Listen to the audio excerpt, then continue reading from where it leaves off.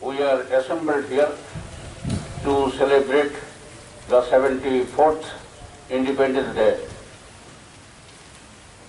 We observe in every year the Independence Day. Today only we remember the great men who fought against the British ruler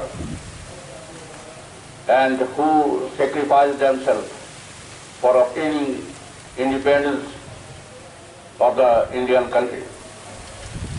And now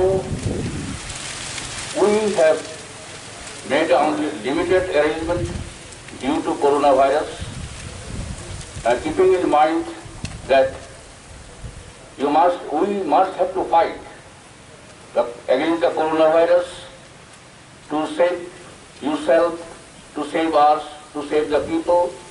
Always I request all the persons, all the members and all the peoples to maintain distance and to use sanitize and to use mask till the corona war is finished.